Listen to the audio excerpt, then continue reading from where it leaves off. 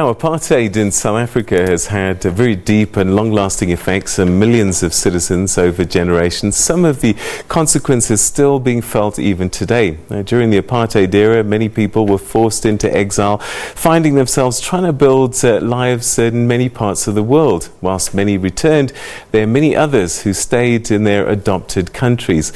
Now, one student activist who came to the country just before he was deported again was Wits University SRC president, and he was deported in 1971 for student activism.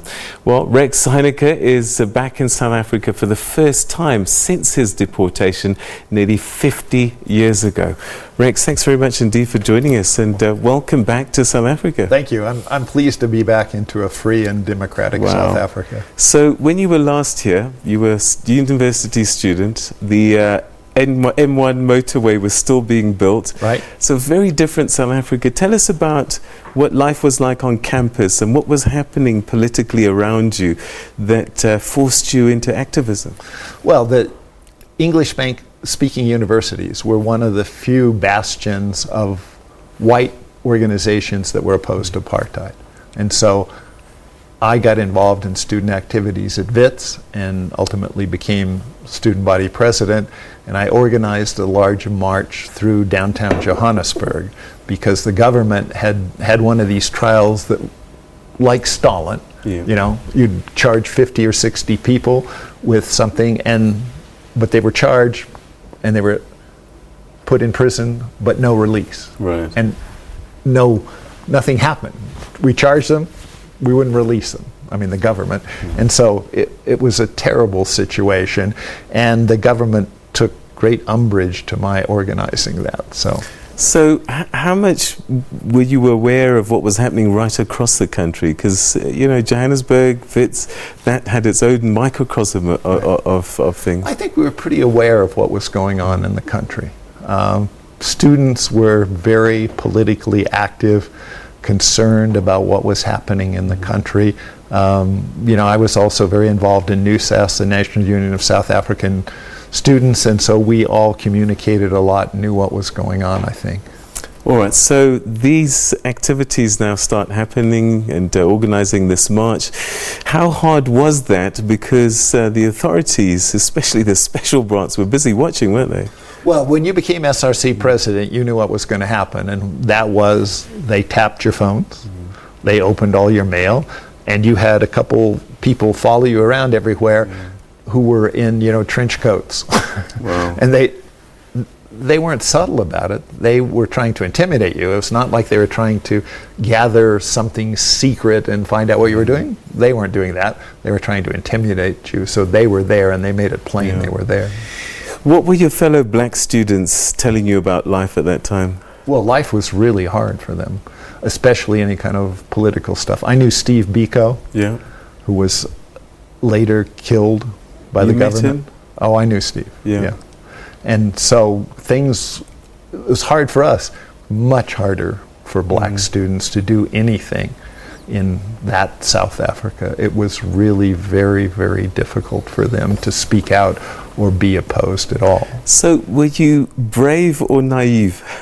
Well, I think I was, 18, 19, and so on. And so you think you can't die, right? Yeah. Nothing can happen to you. You're invincible. Yeah. You know, if I went back and there today, I think I would go, what the hell am I thinking? Right. You know? My goodness. So then you go to America, and I just wonder, have you been able to keep a track of what's happened to the country since? Yes, but it's much harder. You know, if you're in England, for example, people have a lot of connections, relatives, and so on. In the United States, there's not many people have much connection with South Africa, and so the amount of news and information you get about South Africa is relatively limited. I read everything that comes along. No matter how long it is, or what it is, I read every word of it. So I try and keep up, but it's not easy. And have you been able to keep in touch with some of your ex-fellow students? Well, not initially, because when I left, there was no internet. There was no Facebook. There was no Facebook. There were no cell phones. So and also international calls were extraordinarily expensive then. You know, it's not like now I have WhatsApp, I can call somebody anywhere in the world and it's free. So it was much harder, but I've managed to get back in touch with people. Also, my sister married one of my classmates from Wits, and they live in London, and so they have a lot more contact with people than I do, but through that I keep contact. All right. So you've been in South Africa nearly a week now. It must have changed a lot for you. Changed a lot, in all sorts of ways. Yeah. You know, on the, I don't know, called political way, pass laws are gone. Yeah. Banning orders are gone. Lines in post offices which said blacks and not blacks are gone. So that's wonderful. It's huge, you know, step forward. And as you said, things like the M1 were being built. There was no television when I was here. So all those things are very different. On the other hand, it's sad to see things like how high the unemployment rate is and how much corruption I understand there is. That saddens me. So I'll take you back again to the student days on campus. We've talked about your fellow black students. What about the fellow white students, especially perhaps the ones that were possibly even right-wing at that time? How difficult was it to be a white student and you've got other white students wondering what on earth you're doing? Well, at Wits at that time, there were a distinct minority that were right-wing. But the majority of students were either apolitical, they didn't really care. But of those who were active, the majority were opposed to apartheid. I don't know if I'd say they were left-wing, but they were really opposed to apartheid. But there was a substantial group of students who were right-wing and thought apartheid was wonderful.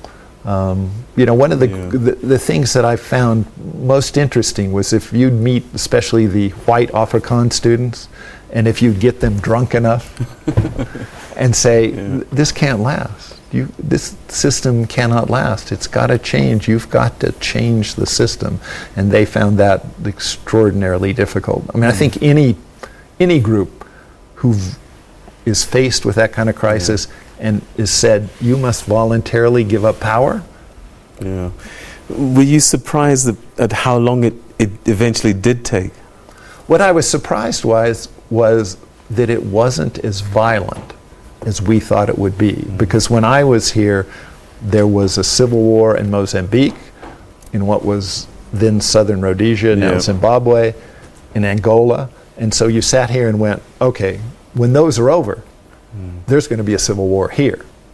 And so what I was most surprised by was that the transition of power, it wasn't without some violence, and obviously some people got hurt and killed, but the scale of it was nothing like we believed would happen. What conversations did you have with Steve Biko? Well, he was involved in New South like I was, and we were trying to figure out a pathway to go forward. And there wasn't a clear pathway to go forward. You know, we did and he did what we could, but then changing the basic system, it was very, very difficult to see a way to go forward without the violence that I told you we all expected. We thought, you know, things are not going to turn out well here. The only way you can get the Nationalist Party and the whites to give up power is with a gun. So would that shock you then when you heard F.W. de Klerk saying that he didn't realize that apartheid was a crime against humanity? It's ridiculous. I mean, this is what he said. Understand. And, you know, on the one hand, I admire him for leading the country forward in a way that wasn't violent and a transition of power. But on the other hand, not acknowledging what went on and what was really terrible and awful and immoral. It's inconceivable that he doesn't appreciate that. So you're back, I'd even say home actually, because it was a precious time in your life. What's the feeling that you've had seeing South Africa again? Well, the thing that I remember so much, and it's still true, is how gracious and generous and nice the people are here. That's kind of the overwhelming thing I've always remembered, that whoever they were, wherever they came from, they were really wonderful, warm, gentle people. And that still exists, and I admire that so much. Well, I am sure that many people who were alongside you and those that have benefited from activists like you, thanks so much for the contribution that you made during your time. And great talking to you. Thanks so much for coming through. You too. Thank you for And having don't wait me. another 50 years before you come back. Well, I probably won't make it in 50 years.